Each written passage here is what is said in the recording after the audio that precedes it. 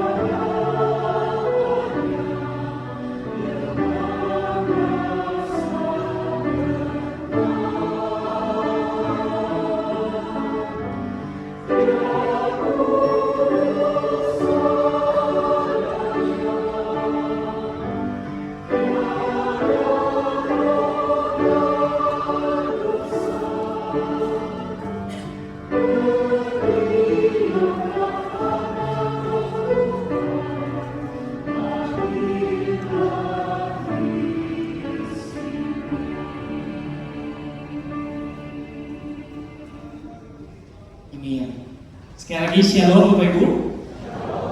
Kita bersyukur kepada Tuhan karena Dia baik, bahwasanya untuk selama-lamanya kasih setianya. Mari kita sama-sama membaca nats panggilan beribadah kita dari Mazmur pasalnya yang ke-68 ayat yang ke-5. 1, 2, 3. Bernyanyilah bagi Allah, mazmurkanlah namanya, buatlah jalan bagi Dia yang berkendaraan melintasi awan-awan. Namanya ialah Tuhan, Dia ialah di hadapanmu.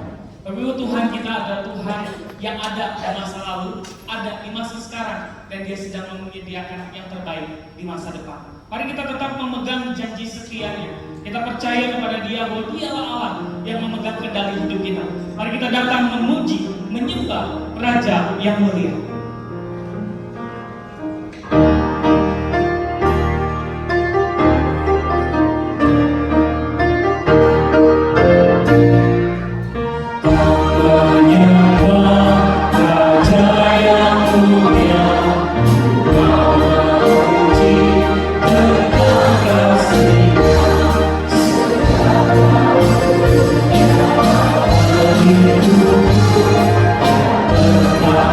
Terima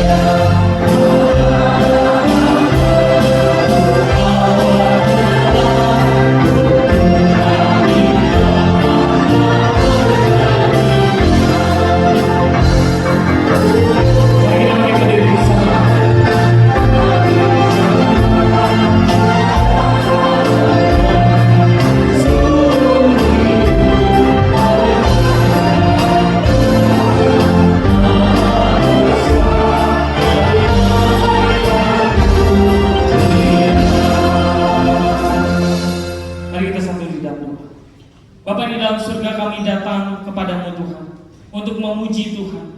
Kami datang untuk menyembah Engkau, Raja yang mulia. Kami mau memuji tentang kasih Tuhan. Kami mau memuji tentang kebaikan Tuhan di dalam kehidupan kami. Kami boleh melihat ke belakang Tuhan, bagaimana di dalam penyertaan Tuhan, Tuhan tidak pernah sekali-kali meninggalkan kami. Tuhan tidak pernah sekali-kali melupakan kami. Tetapi janji setiamu itu Engkau genapi di dalam penyertaan, di dalam pertolongan yang kami sudah rasakan.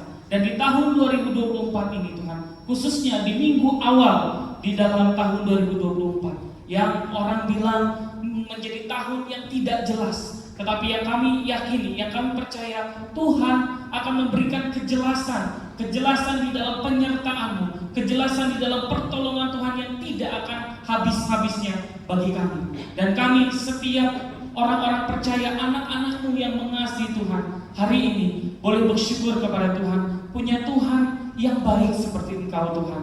Tuhan mari, Tuhan boleh terus menyertai, boleh terus memimpin kami, dan boleh menegur kami ketika kami salah melangkah di dalam perjalanan 2024 ke depan ini Tuhan. Kami mohon penyertaan-Mu dan perlindungan Tuhan. Dan kami juga Tuhan tak lupa bersyukur kepada Tuhan untuk kasih setia Tuhan, khususnya pengampunan dosa yang Tuhan berikan bagi kami, anugerah yang Tuhan berikan bagi kami, sehingga kami boleh layak hadir di tempat ini, layak untuk boleh berhadapan langsung bersama dengan Tuhan, mendengar dan menikmati kebersamaan dengan Tuhan. Dan saat ini Tuhan, kami rindu Tuhan menilik setiap hati kami, selidiki hati kami. Jikalau Engkau mendapati ada dosa yang tersembunyi atau mungkin ada permasalahan yang belum beres di hadapan Tuhan, kami mau berdoa, Tuhan, ampuni setiap kesalahan kami, sucikan kami agar kami boleh berkenan di hadapan Tuhan. Dan kami pun Tuhan mau meletakkan setiap beban pergumulan kami di hadapan-Mu Tuhan. Baik setiap jemaat-Mu yang datang dengan beban pergumulan, sakit, penyakit, atau mungkin anggota keluarga kami yang saat ini sedang kesulitan di dalam sakit mereka Tuhan, kami berdoa Tuhan, Tuhan yang akan memberikan kesembuhan, Tuhan akan memulihkan, Tuhan jamah bagian yang sakitnya, sehingga betul-betul merasakan ada pemulihan, kesembuhan daripada Tuhan. Kami juga berdoa Tuhan untuk setiap pergumulan keluarga, baik itu keluarga yang bermasalah di dalam relasi mereka, baik itu keluarga yang bermasalah yang khawatir tentang masa depan mereka.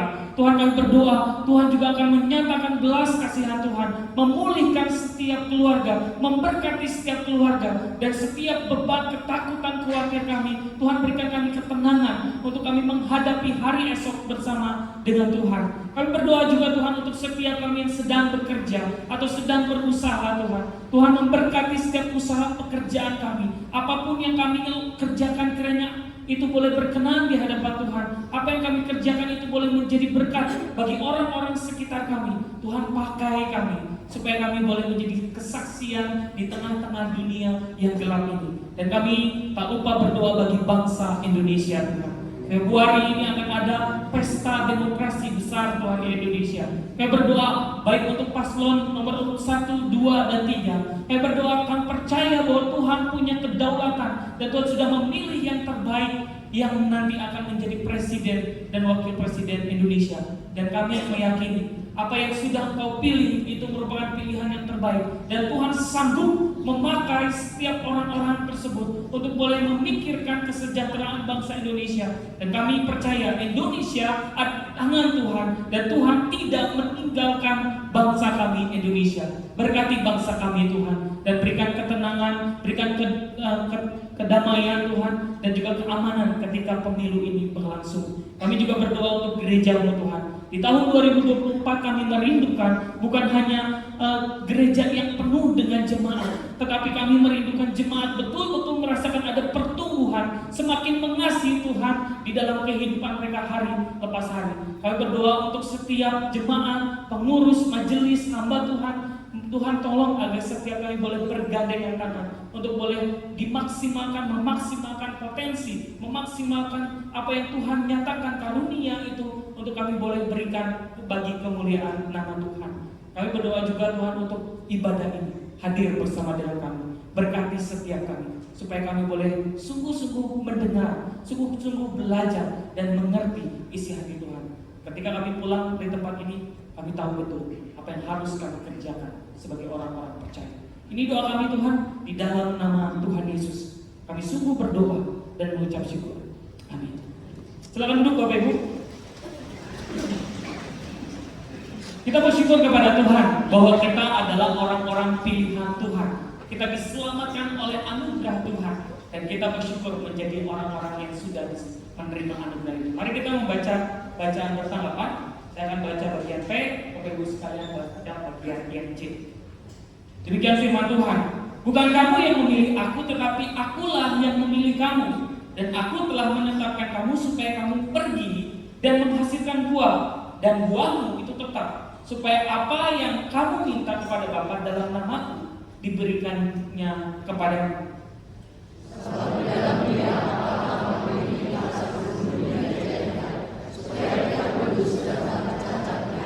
Bersama-sama dalam kasih Dia telah menentukan kita dari semula oleh Yesus Kristus untuk menjadi anak-anaknya sesuai dengan kata-kata. Tapi janji Tuhan adalah ya dan amin, Bapak Ibu. Yang kita yakini bahwa janji Tuhan tidak akan pernah mengecewakan setiap kita anak-anaknya. Mari kita sama-sama meresponi bacaan bertanggapan dengan mengangkat pujian, ku percaya janji-Mu.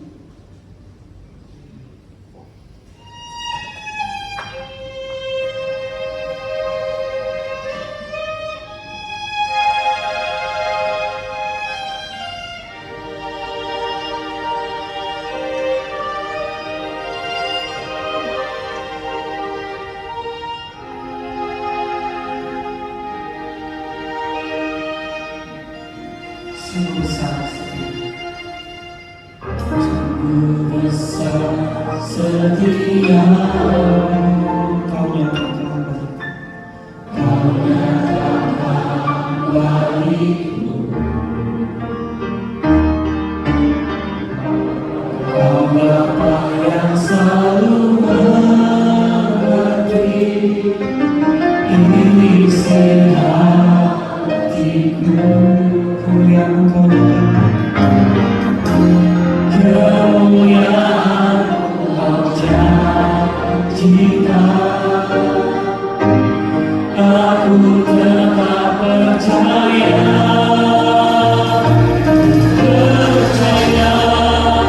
janji-Mu ajaib terbukti dalam kehidupanku.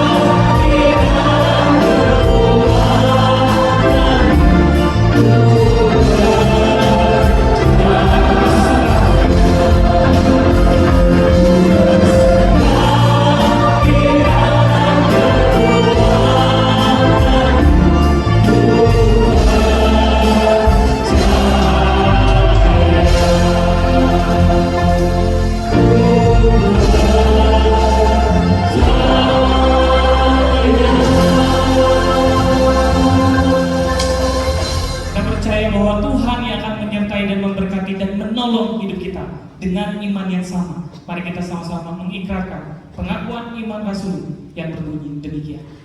Aku percaya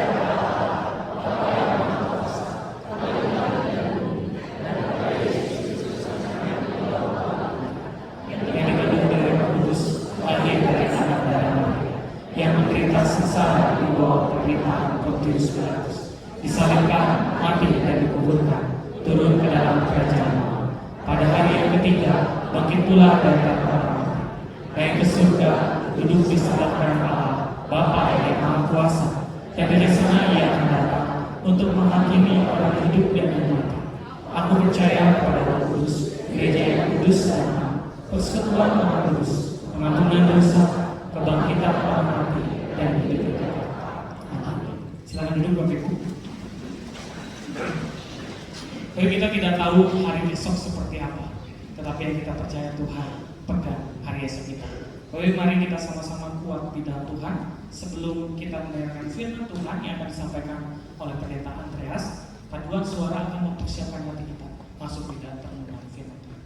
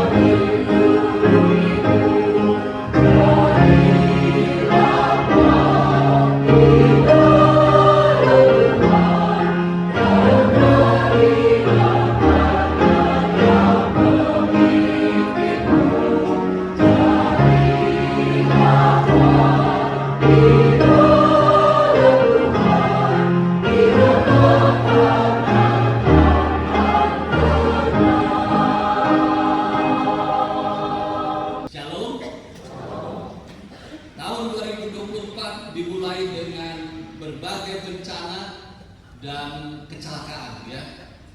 Beberapa waktu lalu kereta api, kemudian di Sumedang, dan bukan hanya di Indonesia tapi di seluruh dunia juga terjadi gempa, banjir, ya, kecelakaan, kereta api bawah tanah, ya, dan kita tahunya di Indonesia banyak kejadian, tapi di seluruh dunia ada banyak kejadian.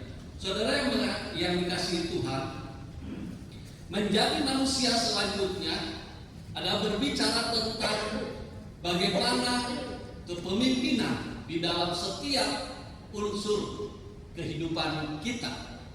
Waktu kereta api itu kecelakaan, pemimpin di negeri kita, Menteri Perhubungan berkata, mungkin memang sudah waktunya ada orang-orang baru yang akan memimpin perkereta-apian, termasuk berbagai kejadian tahun 2023. Ternyata ratusan kali ya kecelakaan kereta api, dan itu membuktikan bahwa situasi sudah berubah dan kita juga harus berubah. Nah, saudara dikasih Tuhan, termasuk gereja, termasuk rumah tangga kita, memang sangat diperlukan orang-orang yang bergerak selanjutnya.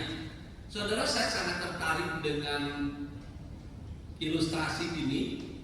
Saudara, ini adalah lari estafet. Saudara yang suka lomba lari ya, lari estafet adalah lari di mana dia adalah beregu, bisa 3 orang, bisa 4 orang, begitu ya. Pelari pertama start dan pelari kedua bersiap-siap. Tongkat estafet itu begitu lari dan sampai di orang kedua ini, orang pertama tidak lari lagi. Aneh itu ya. Kalau yang pertama ini lari, tongkat diberikan, lari juga. Yang pertama itu nggak ada di pertandingan estafet ya. Yang pelari pertama akan berhenti sampai garis di orang yang kedua. Begitu terus sampai ke finish. Saudara, kalau pelari pertama lari kencang sekali, mungkin juara pertama dia tiba di garis dan serangkan tongkat itu. Tapi kalau orang yang kedua itu larinya kalon-kalon kelakon gitu ya, lari santai saja, maka secara beregu kemungkinan besar dia akan kalah. Nah, barangkali ada juga ya orang-orang yang berjuang sedemikian rupa, mereka sudah berlatih, tapi toh mereka tidak mencapai garis akhir. Tapi yang sangat luar biasa adalah perjuangan sang pelari, baik pelari pertama, kedua, ketiga, dan yang terakhir. Saudara, mereka berlatih untuk start saja. Mereka tuh berlatih sedemikian rupa. Salah start, salah mulai, kalah posisi. Sama dengan ilmu bela diri ya. Kalau kita bela diri itu bergerak sparring begitu ya, berhadapan, posisi kuda-kuda itu sangat menentukan. Allah itu sangat, mereka berlatih bagaimana berlari, memulai berlari, dan bagaimana serangkan tongkat itu. Saudara, ada seorang pelari yang menyerahkan tongkatnya, tapi sayang pelari kedua terburu-buru lari dan tongkatnya belum diambil. Akhirnya dia balik lagi, ambil, dan itu sudah kehabisan waktu. Saudara yang dikasih Tuhan, di dalam kepemimpinan apapun dibutuhkan estafet kepemimpinan. Di keluarga, penjual kue, anaknya juga jadi penerus. Tapi sayang ya, anak-anak sekarang, buat apa jual kue? Nggak ada untungnya. Lebih baik kerja. Padahal dari jualan kue itu anaknya bisa sekolah ke luar negeri. Itu ya. Ada banyak peristiwa dalam kehidupan kita, termasuk gereja kita, suksesi kepemimpinan. Gitu ya. Termasuk negara kita. Kenapa ada pemilihan presiden? Karena kalau terus-terusan jadi presiden, dia akan menjadi diktator. Di dalam gereja, kenapa ada emeritus? Ya, pasti akan terbatas ya. Semua. Kalau bukan dibatasi secara organisasi, kita dibatasi oleh usia kita. Dulu mungkin kecepatan jalan kita sangat tinggi, begitu ya. Tapi sekarang jalan turun tangga di gereja, naik tangga di gereja, saya sudah. Jangan lupa, usia tidak akan membohongi kita. Makin bungkuk kita, makin lemah kita. Ada masa jayanya, ada masa di mana kita akan menurun. Karena itulah menjadi manusia selanjutnya adalah hal yang sangat penting. Saudara, kita akan belajar dari dua tokoh di dalam Alkitab, yaitu di dalam Yosua pasal 1 ayat yang pertama yang 5. Sesudah Musa hamba Tuhan itu mati, berfirmanlah Tuhan kepada Yosua bin Nun, abdi Musa itu. Abdi Musa itu artinya asisten, orang pembantu utama, begitu. Orang yang bersama-sama. Ya, sebentar saya akan lebih jelaskan lagi.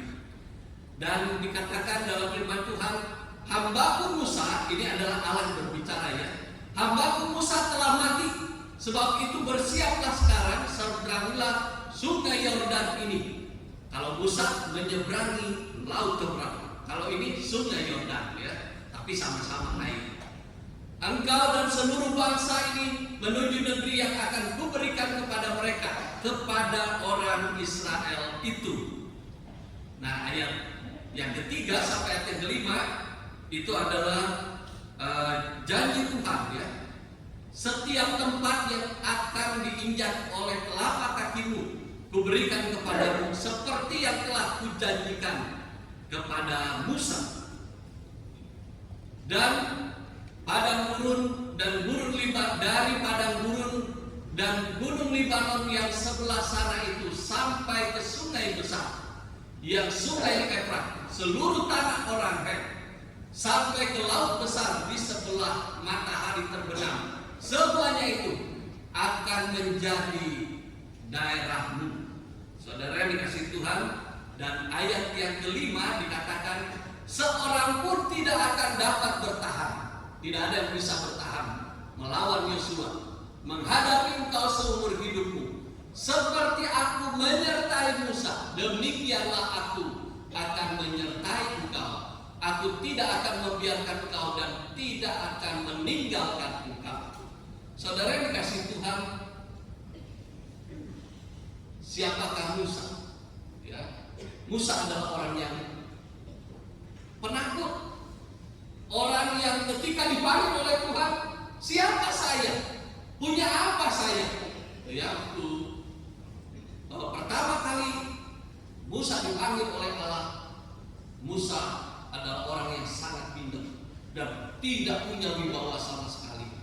Tapi akhirnya Tuhan memberikan kemampuan, Tuhan memberikan wibawa, sampai akhirnya yang tadinya dia ketakutan berhadapan dengan Firaun, justru dia berhadapan langsung dengan Firaun. Dialah yang melakukan banyak hal, orang yang hebat, yang luar biasa, membawa bangsa Israel keluar dari Mesir dan membawanya ke tanah Kanaan. Dan dalam peristiwa pertama, ia harus melewati laut Keberau itu, laut merah itu, dan Allah melakukan mujizat yang sangat luar biasa, dan Musa membawa bangsa itu menyeberang. Tapi sayang, kelihatannya agak kurang adil Allah dalam hal ini. Musa berjuang sedemikian rupa, mungkin berkali-kali dia harusnya mati, tapi dengan perjuangannya membawa bangsa itu keluar. Jangan lupa, bangsa Israel bukan bebek yang tinggal diatur ke kiri ke kanan. Bangsa Israel bangsa yang tegar tepuk, diatur ke kiri, maunya ke kanan. Dan itu sangat tidak mudah kalau kita satu tim dengan orang-orang seperti bangsa Israel. Apakah setuju? Tidak. Kalau Musa adalah orang yang yes man, yang mencari orang-orang yang setuju dengan dia, maka Musa cepat mati. Tapi Musa adalah pemimpin yang dipakai Tuhan. Orang-orang menolak dia, memberontak kepada dia, tapi dia tetap bersandar kepada Tuhan. Tapi di akhir hidupnya, Musa harus melepaskan kepemimpinan itu. Ia harus menyerahkannya kepada Yosua, dan ia mati sebelum masuk ke tanah Kanaan itu. Itulah Musa. Dan siapakah Yosua? Saudara sekalian yang dikasihi Tuhan, nama aslinya adalah Hosea. Ia seorang yang muda Dikatakan di dalam ayat pertama tadi, dia abdi Musa. Sejak muda ia mengabdi, menjadi bagian dari tentara-tentara Israel, dan ia menjadi bagian di mana menjadi, boleh dikatakan menjadi wakilnya Musa. Saudara dikasih Tuhan, Yosua kurang lebih 40 tahun bersama-sama dengan Musa. Ketika Musa naik ke Gunung Sinai, sebelum itu peristiwa dia mengalahkan orang Amalek. Dan ketika Musa naik ke Gunung Sinai untuk menerima 10 hukum Allah, yang menjaga kemah pertemuan adalah Yosua. Dan Yosua 40 hari menantikan Musa dengan setia. Saudara, kalau diperhatikan perjalanan Yosua adalah orang yang setia dalam perkara-perkara kecil. Tunggu, dia akan tunggu. Dia tidak memberontak. Bahkan dalam satu peristiwa, Yosua membela Musa habis-habisan walaupun salah. Jadi ada orang yang bisa bernubuat begitu ya. Yosua kaget, kok hanya Musa yang boleh berbicara atas nama Allah. Jadi beberapa orang itu di dalam Alkitab dicatat menerima roh Allah itu, dan mereka berbicara atas nama Allah. Dan Yosua melihat tidak boleh ada orang lain selain Musa. Dan akhirnya dia lapor kepada Musa, dan Musa justru memarahi Yosua. Orang muda ini dimarahi oleh Yosua. Salah kamu. Biarkan, kalau Tuhan mau, biarkan. Nah, saudara, dalam perjalanan itu bukan mulus Musa dengan Yosua, tapi ada hal-hal yang justru Yosua banyak belajar dari Musa. Yosua menjaga kemah pertemuan itu. Ia salah satu dari 12 pengintai itu. Saudara dikasih Tuhan, dan Yosua lah yang membawa kabar yang terbaik untuk bangsa Israel walaupun itu menyakitkan. Yosua adalah seorang yang penuh dengan roh Allah.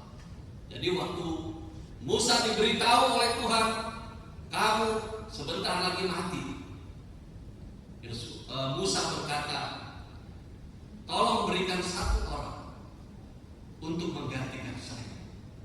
Dan Allah berkata, panggillah Yosua yang penuh roh itu. Saudara dikasih Tuhan, Musa dan Yosua mereka tidak bersaing, tapi kedua orang ini dipakai oleh Tuhan. Nah, yang sangat luar biasa adalah di dalam ayat yang pertama dikatakan Musa mati, kemudian dipanggillah Yosua. Tapi saudara perlu tahu, kalau kita baca perjanjian lama, Musa telah mempersiapkan Yosua dari sejak awal. Dan Allah memang bilang kepada Musa, berikan sebagian wibawamu kepada Yosua. Saudara, kalau jadi pemimpin, memang kita harus berbagi pengaruh. Apa itu wibawa yang dimaksud di dalam perjanjian lama? Pengaruh. Pengaruh yang datangnya dari Tuhan. Siapa Musa? Waktu pertama dia menjadi pemimpin, tidak ada apa-apanya. Dan Musa tidak melupakan semuanya itu. Ketika ia menjadi pemimpin dan diperintahkan oleh Allah untuk berbagi pengaruh dengan Yosua, Allah sedang mempersiapkan. Saudara, Allah mempersiapkan dan Musa menjalani persiapan itu. Dan akhirnya mulailah di tempat di kemah pertemuan itu. Saudara, kemah pertemuan itu seperti rapat pleno, pertemuan dengan semua orang Israel. Maka Musa mulai memperkenalkan Yosua. Ia mulai memberi tanggung jawab seperti pelari estafet. Ia mulai menyerahkannya kepada Yosua. Berbagai hal yang sulit yang dihadapi oleh Yosua akan dihadapi di kemudian hari. Dan memang setelah Musa mati, Yosua mati-matian menghadapi semua situasi untuk sampai di tanah Kanaan. Saudara yang dikasih Tuhan, Sungguh luar biasa, Musa adalah orang yang rendah hati, bukan rendah diri.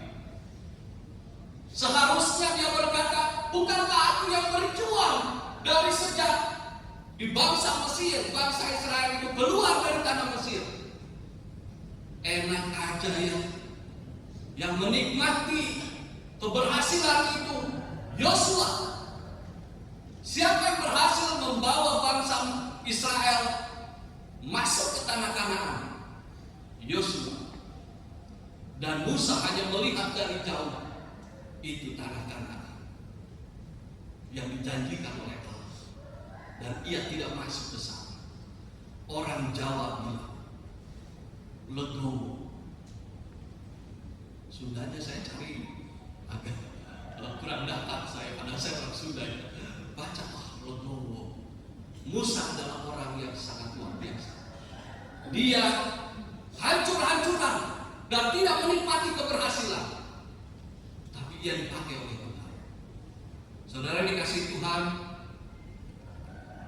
di dalam firman Tuhan ini, di dalam Ulangan 31 ayat 14, kemudian berfirmanlah Tuhan kepada Musa, sesungguhnya sudah dekat waktunya bahwa engkau akan mati. Maka panggillah Yosua dan berdirilah bersama-sama dengan dia dalam kemah pertemuan, supaya aku memberi perintah kepadanya. Lalu pergilah Musa dan Yosua berdiri dalam kemah pertemuan.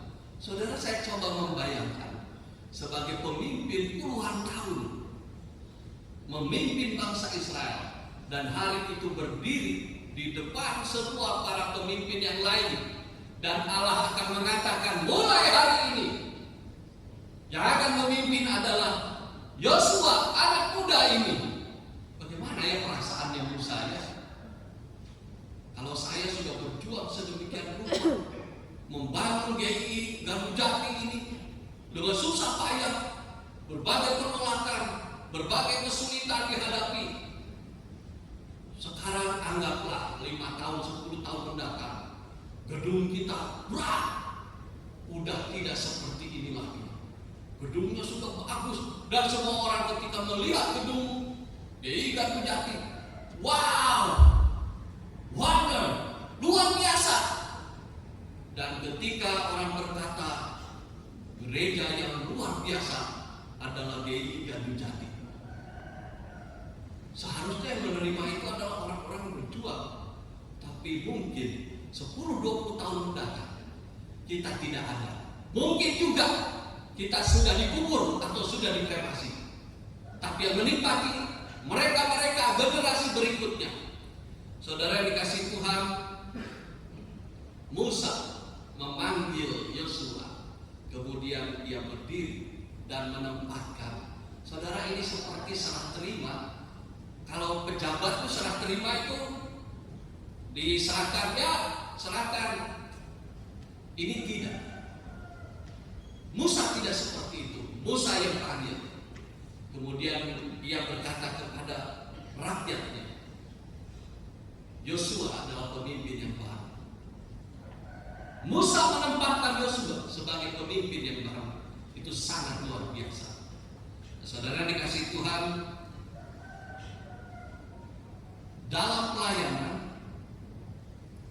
juga harus ada regenerasi. Regenerasi ini seperti badan kita ya. Kenapa kita mandi tiap hari ya? Kalaupun tidak ya 5 hari sekali, bahkan ada tahan 5 hari sekali ya.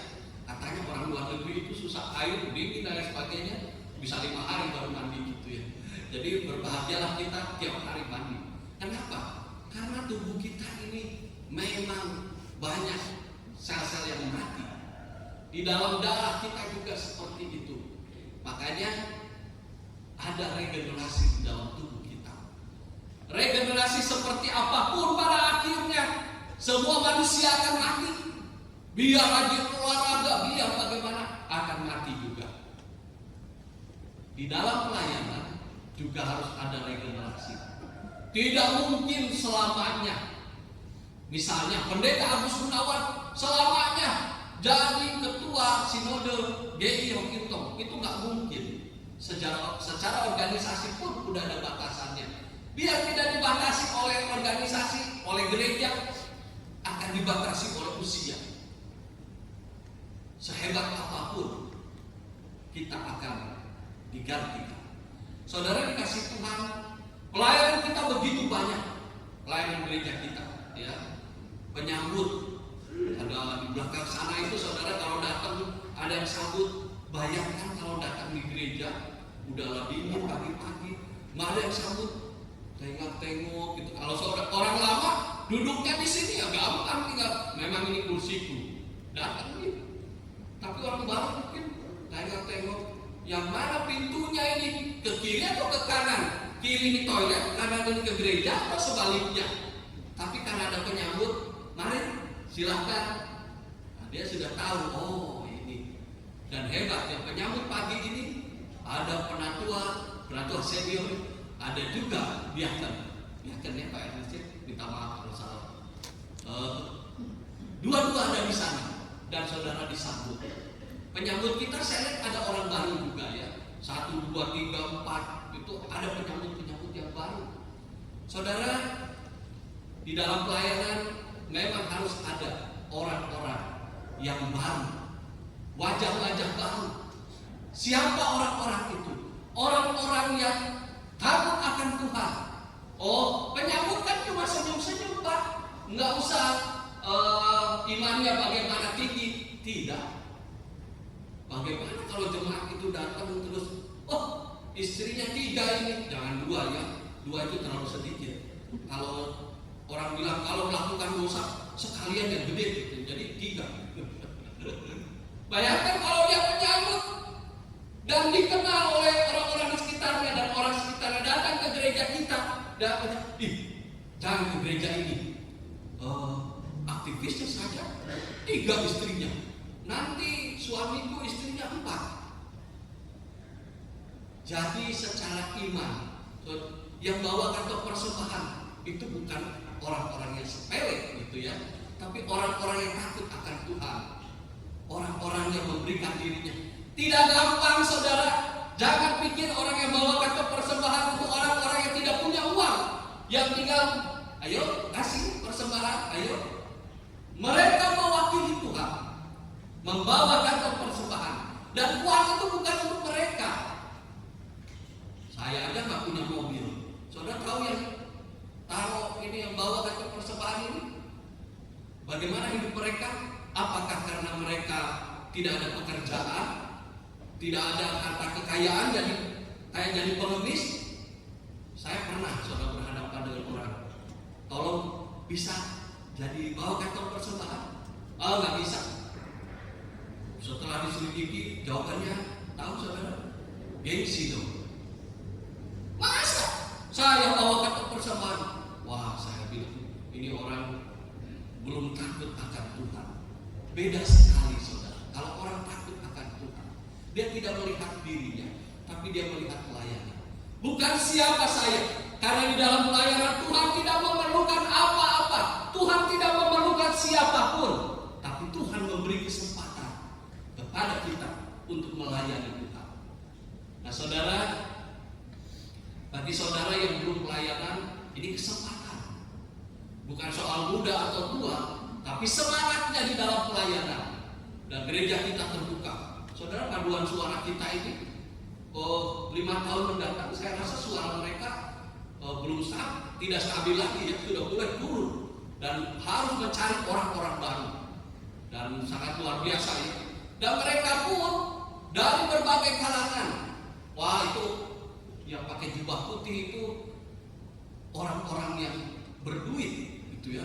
Saya sering dengar di gereja itu, oh itu orang-orang berduit. Nah, begitu. Saya bilang, oh tidak. Saudara boleh periksa mereka ke rumahnya. Saya sudah jalan ke rumah mereka. Ada yang masuk lorong, belok sini, belok sana, sempit lagi di rumahnya ya. Tapi saya duduk dan bisa berbicara bersama, dan luar biasa ada pelayanan di sini. Jangan tunggu kaya, tapi memberikan hati untuk pelayanan. Nah saudara, kenapa saya singgung ini? Karena Yosua bukan mendadak dipanggil, ayo melayani Tuhan, gitu ya. Tidak, semuanya dipersiapkan. Setia dalam perkara-perkara kecil. Ya, penyambut pertama datang mungkin ya agak bingung-bingung ya, berdiri-berdiri di belakang, lama-lama mulai berani. Apalagi memindahkan duduk seseorang ke tempat yang lain, wah itu ilmunya harus tinggi. Kalau tidak susah itu mau pindahin ke mana ya. Nah, saudara yang dikasih Tuhan, di dalam regenerasi ini harus sehat. Regenerasi yang sehat adalah saling sambut, saling menghargai. Yang sudah lama, yang lebih senior, yang sudah makan garam, makanya darah tinggi ya, asam garam, dan sudah pengalaman sedemikian rupa. Jangan lupa dunia ini berubah ya, sistem pelayanan berubah, cara orang memandang berubah, situasi berubah. Yang senior dan sebagainya menghargai yang muda, memberi kesempatan, berbagi pengaruh. Ayo anak muda jalan. Dan kita seperti anak kecil yang berjalan, kita siap jaga kalau dia jatuh. Dan kita tuntun dia menjadi fasilitator. Dan luar biasa ketika kita menuntun orang itu sampai berhasil jadi pemimpin. Itu luar biasa. Pemimpin melahirkan pemimpin. Dan yang muda, yang baru, bukan berarti sikut yang ini, saya mau duduk di situ. Memang gereja tidak lepas dari politik, tapi jangan berpolitik di gereja. Ya, saudara, karena itulah kita memerlukan orang-orang yang takut akan Tuhan. Kita semua harus saling menghargai. Saudara, saya sangat salut dengan orang-orang muda di gereja kita ya. Dulu ada seorang muda yang kalau salaman itu ditempel di jidatnya. Saya, ini di daerah betul ini ya. Kalau di daerah itu ditarik begini. Di beberapa gereja kita masih ada, di kita ada. Mungkin sudah pindah orang itu ya. Dan itu orang Tiongkok. Kalau orang di daerah mungkin beda ya. Ini orang Tiongkok. Saya pikir jarang-jarang ada orang seperti ini ya. Dan kalau dia dengan orang muda salaman, tapi dengan orang tua dia jangan. Orang muda nanti sebentar salaman dengan orang tua begitu ya. Ini hanya sesuatu yang menurut saya sangat luar biasa. Dan para senior di gereja kita sangat luar biasa mengayomi yang muda-muda. Ayo, ini mau pergi kemana? Wah, saya ini mungkin secara napas sudah pendek. Udahlah, yang muda-muda pergi. Saudara yang dikasih Tuhan, saling menghargai. Semua orang senang dan damai sejahtera. Ketika ada orang baru, bukan kita susah hati. Ini sainganku ini. Berbeda berarti musuh. Orang baru berarti lawan kita. Salah, ya. Kita harus berkolaborasi, harus saling mengangkat, ya. Dan yang terakhir, tujuan kita adalah kemuliaan Tuhan. Kita mendapat kesempatan pelayanan dan orang lain pun mendapat kesempatan dari Tuhan. Hari ini kita bersama-sama melayani Tuhan. Saudara, di keluarga, di perusahaan, dimanapun saudara bekerja, menjadi profesi, di gereja, kita perlu melihat apakah saya menjadi orang yang akan ke sana, atau saya menjadi senior yang harus mempersiapkan orang-orang yang baru. Saudara dikasih Tuhan, bersiaplah menjadi orang berikutnya yang diberkati Tuhan. Siapa yang diberkati Tuhan? Orang yang takut akan Tuhan dan dipakai Tuhan. Biarlah gereja kita menjadi gereja yang mengasihi Tuhan. Sungguh firman Tuhan yang boleh mengingatkan kita bahwa bagaimana Tuhan memberkati dan memegang janjinya. Dan mari kita juga boleh berbahagia menjadi orang yang berikutnya boleh merasakan berkat dan penyertaan Tuhan. Bagi saudara sekalian, mari kita sama-sama meresponi firman Tuhan yang telah kita dengar. Kita akan mengangkat pujian Jadikan Aku Saluran Berkat. Sambil kantong persembahan diadakan, mari kita memberikan yang terbaik bagi Tuhan.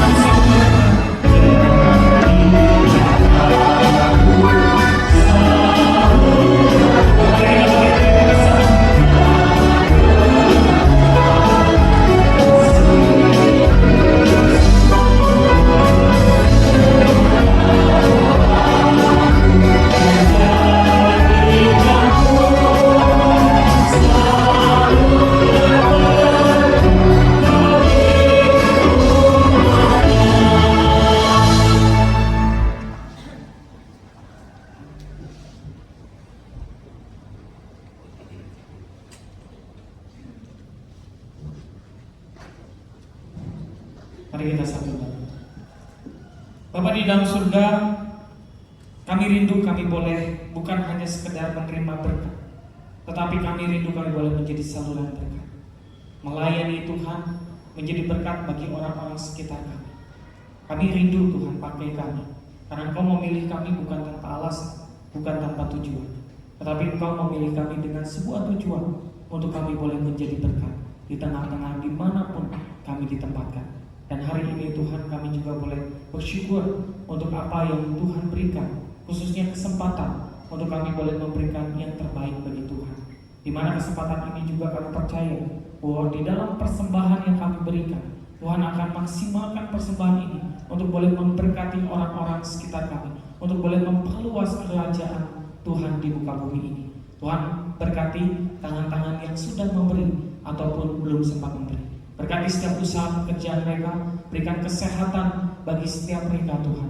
Dan kami rindu Tuhan bukan hanya persembahan yang kami berikan, bukan hanya materi yang kami persembahkan, tetapi kerinduan kami adalah mau memberikan persembahan hidup kami, menjadi persembahan yang hidup, yang berkenan dan yang kudus di hadapan Tuhan.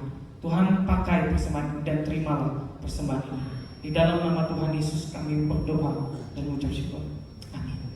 Silakan duduk Bapak Ibu. Ada beberapa pengumuman yang ingin disampaikan, Bapak Ibu mohon bersabar. Yang pertama, mungkin ada dari antara Bapak Ibu saudara sekalian yang baru pertama kali hadir atau masih liburan di Bandung. Apakah ada? Kalau ada, boleh bangkit berdiri. Kita mau menyambut dengan sukacita untuk Bapak Ibu yang baru pertama kali ibadah di GI Gadu Jati di kebaktian jam 8. Apakah ada? Ada yang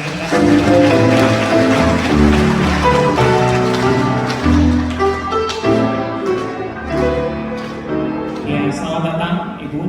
Mungkin lagi liburan atau sedang ada di Bandung. Jikalau tidak ada tempat ibadah tetap, kami menyambut dengan sukacita. Ibu boleh beribadah lagi di minggu-minggu depan, ya. Bapak Ibu, kemudian pengumuman berikutnya mengingatkan bahwa minggu depan adalah perjamuan kudus pertama di tahun 2024. Mengundang Bapak Ibu saudara sekalian yang sudah menerima sakramen baptis, CD, atestasi, Bapak Ibu bisa mengikuti perjamuan kudus. Dan mari kita persiapkan hati kita selama 1 minggu ini.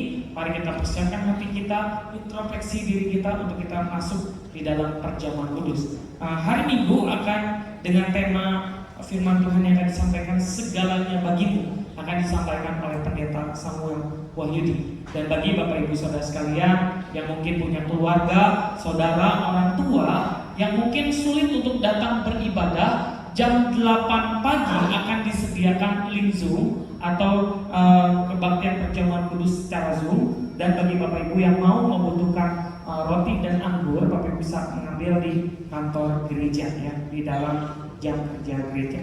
Kemudian berikutnya Bapak Ibu saudara sekalian, kita juga mengundang Bapak Ibu untuk mengikuti kebaktian doa tengah minggu secara onsite hari Rabu 10 Januari jam 5 sore. Kemudian juga kalau Bapak Ibu berhalangan untuk hadir onsite jam 5 sore masih pulang kerja, Bapak Ibu bisa mengikuti ibadah secara online, ibadah kebaktian doa secara online jam 7 malam. Bapak Ibu bisa memperhatikan temanya adalah kasih yang meredup, ya.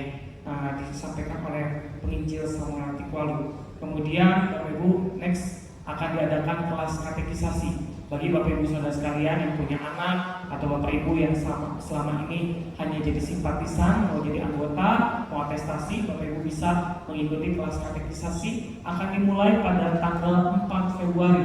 Setiap hari Minggu kelasnya jam 11 pagi setelah ibadah, kemudian nanti jam 11 akan ada kelas di ruang rapat besar di Gadu Jati. Kemudian juga untuk setiap pasangan muda, ya, bagi setiap pasangan muda juga akan ada kelas katekisasi pranikah, ya. Bapak Ibu juga bisa memperhatikannya. Jika Bapak Ibu punya anak yang ingin melangsungkan pernikahan, Bapak Ibu juga bisa mengikuti atau mendaftarkan diri di dalam kelas katekisasi pranikah. Kemudian Bapak Ibu yang belum dapat kalender, nah ya, bagi Bapak Ibu akan dibagikan kepada anggota simpatisan yang sudah memiliki kartu, ya, kartu simpatisan atau anggota kuota, Bapak Ibu bisa menukarkan kartunya atau menunjukkan kartunya, kemudian di scan dan Bapak Ibu bisa mendapatkan kalender dan buku renungan ya. Bapak Ibu bisa ambil di jam kerja juga dari Senin sampai Jumat dari jam 8 sampai jam 5 sore. Itu saja pengumuman yang ingin saya sampaikan. Baru mari kita bangkit berdiri. Kita mau pulang ke rumah kita masing-masing dan percaya kita berdiri dan kita meyakini janji Tuhan adalah iya dan amin. Dan kita adalah orang-orang yang akan terus merasakan penyertaan dan pimpinan Tuhan. Mari kita pulang mengangkat pujian bersandar di atas janji Allah.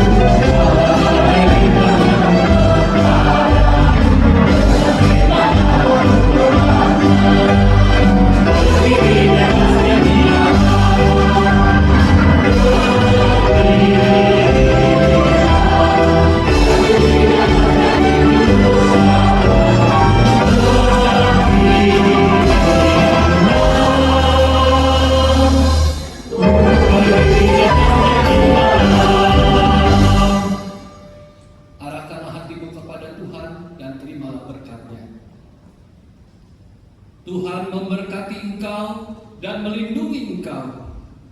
Tuhan menyinari engkau dengan wajah-Nya dan memberi engkau kasih karunia. Tuhan menghadapkan wajah-Nya kepadamu dan memberi engkau damai sejahtera. Biarlah di tahun 2024 ini berkat dari Allah Bapa, berkat dari Tuhan Yesus Kristus, dan berkat dari Allah Roh Kudus menyertai perjalanan kehidupanmu mulai saat ini sampai selama-lamanya. Amin.